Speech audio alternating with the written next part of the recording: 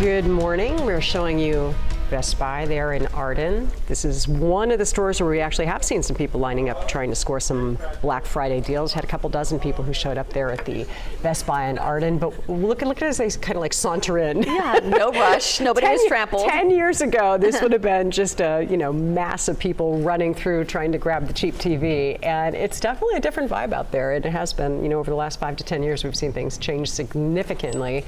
These days, the things that are getting people to get out of bed early would include TVs, computers, video games. Those are the main products that seem to be the things that people still think it's worth going out early. And then you have some people, this is their tradition. They just kind of like it. They just like doing it. Yeah. I just wonder what kind of deals they can get in person that they can't get online these days. Yeah, some people maybe just want to see it, touch it, or Absolutely. whatever. But a lot of these places will have like the big giant TV that is significantly discounted. They've got a handful of them. Absolutely. That's it's worth it for them. Okay. Yes, no big line, but what a change from the way we used to cover this thing. Absolutely. And people were bundled up this morning. Let's go now to Dirk Fordorn tracking our forecast for this Black Friday. It's pretty chilly out there. Yeah, you saw those people in their heavy coats. Keeping warm because even though temperatures are in the 40s, even low 50s in some spots, which isn't too bad, it's the wind. Yeah, it's breezy outside, and that's going to put a chill into anybody. We have conditions this morning that are clear up above. Temperatures are going to be affected by the winds this morning. You're going to be feeling it. So we do have the morning valley wind that's going to be with us. In fact, the wind advisory is up until about 1 p.m. But I think most of it's going to be just during the morning hours. But we'll have plenty of sunshine. Once the sun comes up, it's going to be nice. But cooler temperatures. It's not going to be as warm as it was yesterday. Yesterday we got into the upper 60s to lower 70s. Today we're going to keep it in the lower 60s, it looks like. So right now temperatures ranging in the 40s through the valley, 30s and 40s through the foothills, and 14 degrees right now in Truckee. So those temperatures dropping off. And that's where we have the light winds is in the Sierra and through the foothills, while valley spots, wind speeds anywhere from 8 to 18 miles per hour. We have winds of 15 to 17 miles per hour through Yuba City, Sacramento, and Fairfield. But it's really going to be the west side of the Sacramento Valley that's going to see the strongest winds. But here's the timeline for Sacramento, and you can see that it's going to stay with us through the morning hours, then eventually start to taper off as we get into the afternoon today. So yeah, we are going to be dealing with those winds. Your planner showing temperatures warming into the lower 60s with a forecast high for downtown Sacramento of 61 degrees. That's your weather. Now let's go ahead and check out what's going on this morning with traffic with Brian Higbee. All right, thanks, Rick. We've got a couple incidents to talk about right now. Northbound 99, just north of Calvine Road, we had a vehicle spin out. It's blocking the number 4 lane. It was facing the wrong way, and other cars were swerving around it. They've now brought in a traffic brake to slow people down. So again, that northbound 99 right near Calvine, and then just north of that over at Mack Road and Stockton Boulevard, we had a car go into some power lines there, and that took out, there's a small power outage there, and the signal is out right now at Mack Road and Stockton Boulevard. They are working to get that light back on, but treat that as a 4-way stop right there off of Highway 99. Heading out onto the causeway, you can see the camera here at West Capitol shaking pretty good in the wind. They have issued a wind advisory for the causeway and some of those more wind-prone areas, so if you're in a high-profile vehicle, keep that in mind. Highway 50 looking good coming in from Folsom. Interstate 80 out of Roseville, no delays there, and Highway 65 looking good this morning. 599, no problems to report as you make your way northbound with the exception of that crash right near Sheldon Road. The rest of it looking good on 99. I-5 99 through Stockton, no delays here. And taking a look for the rest of the area, travel times all across the board looking pretty good. Back to you. Brian, thank you. New this morning in Sacramento, power has been restored to most customers after a solo vehicle crash earlier this morning knocked out power to thousands. It happened at around 2:45 just off of Bruceville Road and Wyndham Drive. That's near Kaiser South. And this is video of that crash scene. The driver was able to get out and was taken to the hospital. As a precaution, all street lights in the area were knocked out because of this crash here, but most customers were restored by 4 a.m. Some major overnight developments in the war between Israel and Hamas. The 4-day ceasefire in Gaza has now started, and this sets the stage for the release of dozens of hostages. NBC's Aaron McLaughlin is in Tel Aviv with the very latest on when it's expected to happen. Well, this process has begun. According to the Israeli Prison Service, they have begun the transfer of some 39 Palestinian women and teenagers from 2 separate prisons in Israel. They're transferring them to the occupied West Bank, where they'll be released to the Ofer prison. And then from there, once the Israeli hostages are out of Gaza, that is when the Palestinians will be allowed to go back to their homes in the West Bank, Gaza, and East Jerusalem. Now, according to an Israeli official, the preparations to receive the Israeli hostages are complete. Essentially, the process that they expect to unfold today is the hostages will be released to the Red Cross. The Red Cross will then bring them over the border into Egypt, where they'll be transferred to specially trained Israeli soldiers. The Israeli soldiers will conduct an identification process. They'll also receive full medical evaluations, and then from there be allowed to speak to their loved ones via a video link for the first time in 48 days. Once that is complete, they'll be flown to 5 different medical centers in Israel before reuniting with their families. That at least is the plan.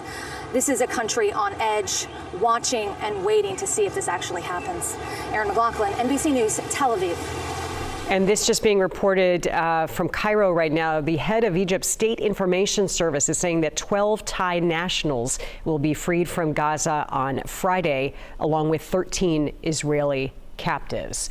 So with the rockets stopped, this is what things look like right now. Residents in Gaza are venturing out in the decimated streets. This is drone video from the town of Khan Yunis, and you can see people acting a little bit more at ease. There will be more coverage from Israel coming up in an NBC special report, and then also a little later on the Today Show. So the hostage release is, of course, welcome news for a Bay Area woman who has been fighting for her relative's release. We can't wait until the minute when we hug her and we hold her and we tell her that we love her and that we've been thinking about her all this time.